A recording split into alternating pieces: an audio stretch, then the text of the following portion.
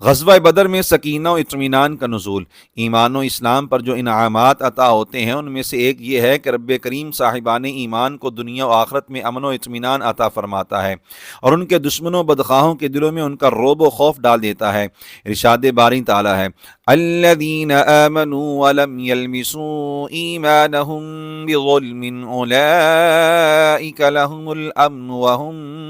مہتدون۔ وہ لوگ جو ایمان لائے اور اپنے ایمان کو ظلم شرک کے ساتھ نہیں ملایا، انہی کے لیے امن و امان بے خوفی ہے اور یہی ہدایت یافتہ ہیں۔ یعنی ایسے مخلص مسلمان دنیا میں بھی بے خوف رہتے ہیں اور مصیبت آئے تو بھی دل پرسکون ہوتا ہے، قبر میں بھی امان عطا ہوگی اور عذاب و گھبراہٹ سے محفوظ رہیں گے، آخرت میں بھی امن نصیب ہوگا اور جہنم سے نجات پائیں گے۔ سیدنا جابر بن عبداللہ رضی اللہ عنہما کی روایت کے مطابق رسول اللہ صلی اللہ علیہ وآلہ وسلم نے اپنے وہ خصائص بیان فرمائے جو اولین و آخرین میں کسی اور کو عطا نہیں ہوئے۔ ان کے تذکرہ میں یہ بھی فرمایا نصرت بالرعب، یعنی اللہ تعالیٰ نے میری اس طرح مدد فرمائی ہے کہ وہ میرے دشمنوں کے دلوں میں میرا رعب و دبدبہ ڈال دیتا ہے۔ ظاہر ہے کہ یہ انعام ایمان کی قوت و ترقی کے مطابق ہوگا۔ ایمان جس قدر پختہ ہوگا اطمینان و قرار، دشمنوں کے دلوں میں رعب بھی اسی قدر ہوگا،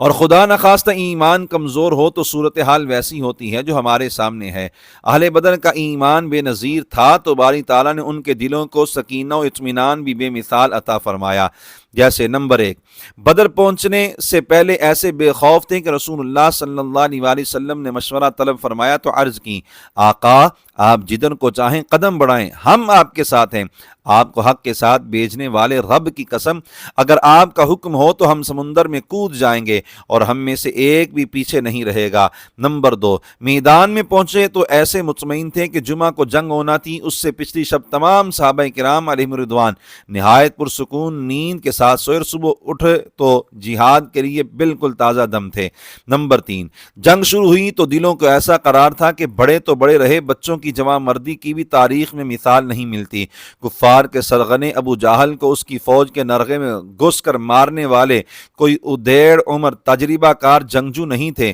بلکہ 2 نو عمر تھے، ایک کا نام سیدنا معوذ اور دوسرے کا نام سیدنا معاذ رضی اللہ تعالی عنہما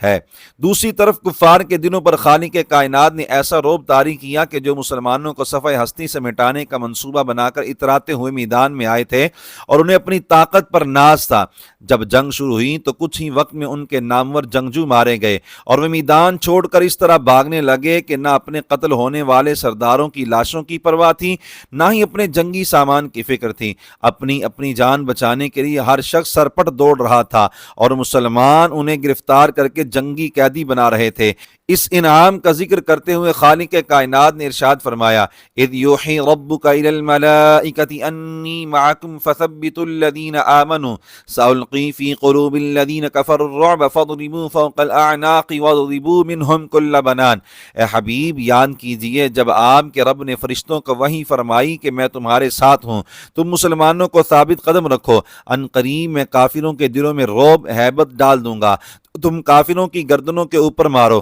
اور ان کے ایک ایک جوڑ پر ضربیں لگاؤ۔ یہ بگوڑے مکہ مکرمہ میں واپس پہنچ کر لوگوں کو فرشتوں کے بارے میں بتاتے، ہمیں چت کبرے گھوڑوں پر سوار گورے مرد نظر آتے تھے، ان کا مقابلہ کسی کے بس میں نہیں تھا، چنانچہ مسلمانوں نے ہمیں خوب قتل کیا اور جیسے چاہا قید کیا۔ جس رب نے بدر میں مسلمانوں کو بے مثال مدد سے نوازا تھا اور کفار کو مرعوب کر کے میدان سے بھگا دیا تھا، نہ تو اس کا وعدہ تبدیل ہوا ہے اور نہ ہی اس کی قدرت میں کوئی کمی ہوئی ہے۔ پھر حالات بدلنے کا مطلب ہے کہ ہمارا ایمان کمزور ہو گیا ہے اور ہمیں اپنے اندر اس یقین کی جھلک پیدا کرنے کی ضرورت ہے جو اہل بدر کو نصیب تھا۔ شاعر مشرق نے خوب کہا فضائے بدر پیدا کر، فرشتے تیری نصرت کو اتر سکتے ہیں، گردوں سے قطار اندر قطار اب بھی۔